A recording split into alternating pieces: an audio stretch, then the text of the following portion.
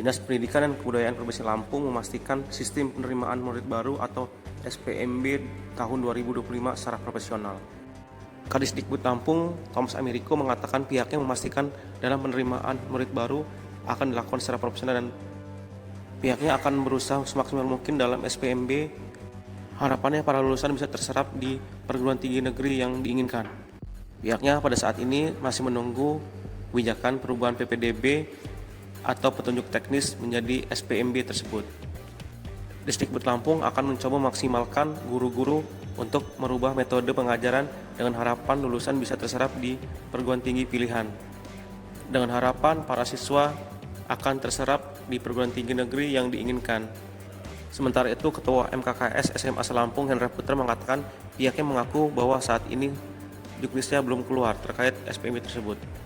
Pihaknya akan tetap menunggu kebijakan terkait SPMB tahun 2025. Itu memang juknisnya belum, ya belum ada dari pusat ke kita. Tapi kita pastikan, ya kan, kita akan profesional, ya kan, melakukan penerimaan siswa di tahun 2025. Kita coba gitu loh. Dan insya Allah nanti kami akan coba, ya kan, memaksimalkan guru-guru untuk merubah metode pengajaran. Karena kita mesti punya target nih, target. Jadi before dan after. Jadi target prestasinya apa? Tahun 2024 seperti apa? Target 2025 seperti apa? Baik itu masuk ke perguruan tingginya, ada nggak ke tingkat grafik kenaikannya gitu loh. Nah itu yang mesti kita koreksi. Jadi guru-guru itu kita kasih target, termasuk nanti sekolah kita mau buat unggulan dan kelas prioritas namanya. Jadi ada kompetisi di situ, ya kan? Ada before, ada after. Kalau ternyata grafiknya turun, berarti dia gagal. Paham kan maksud saya? Berapa sih yang terima di Unila misalnya? Tahun kemarin dengan tahun ini, ada nggak kenaikannya gitu loh. Kalau dia nggak turun, berarti metode pengajarannya salah.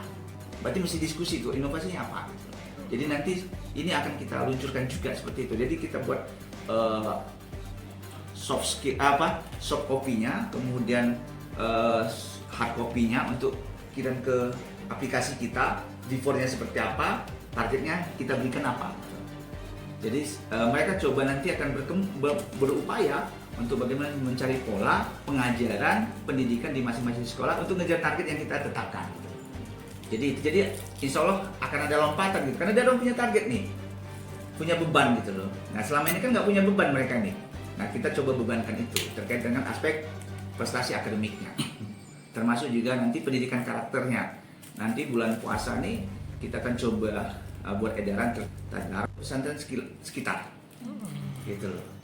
Terus kemudian nanti kita akan minta pendampingan dari Unila terkait dengan lomba-lomba dan lain-lain, MIPA, fisika, gitu loh, yang selama ini nggak pernah dilakukan, gitu loh, supaya mereka juga mahasiswa mengabdi, gitu. Nanti coba saya datang langsung ke YIN dan lain-lain, gitu.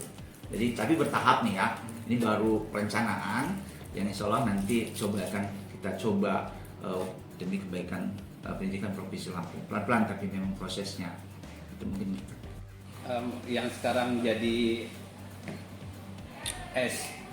SPMB resminya sampai hari ini belum ada. Karena kebetulan kemarin dari pihak dinas ada 2 orang yang diundang ke Jakarta, baru pada tahapan uji publik terkait dengan peraturan menteri terkait dengan penerimaan atau sistem penerimaan murid baru tersebut begitu. Jadi secara umum kami sudah dapat begitu.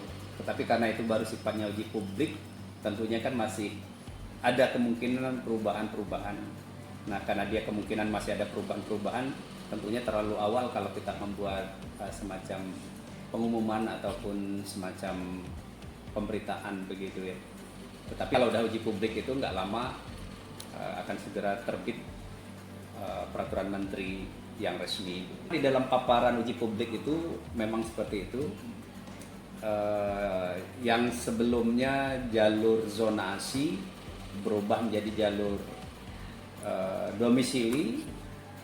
Kalau sebelumnya jalur zonasi itu minimal 50%, maka ini disebutkan di dalam uji publik itu ya minimalnya 30%. Kemudian jalur afirmasi yang sebelumnya 15%, ini diwacanakan minimal 30%. Itu. Kemudian yang sebelumnya jalur prestasi itu bahasanya sisa dari kuota-kuota yang lain, maka yang sekarang sudah langsung dipatok minimal 30%. Jadi pakai istilah minimal begitu. Kemudian jalur pindah tugas orang tua 5%, yang sebelumnya di situ disebutkan 5% itu jalur pindah tugas orang tua, jika ada sisa akan diisi oleh anak kandung guru. Tapi yang sekarang dibalik, 5% itu mengakomodasi anak kandung guru yang bertugas di tempat tersebut, ditambah dengan siswa yang mengikuti perpindahan tugas orang tua. Nah, ini yang sudah kami terima melalui kegiatan uji publik ya, uji publik. Tapi untuk pastinya betul kita tunggu deh. Mungkin dalam beberapa hari ke depan itu akan ada secara resmi.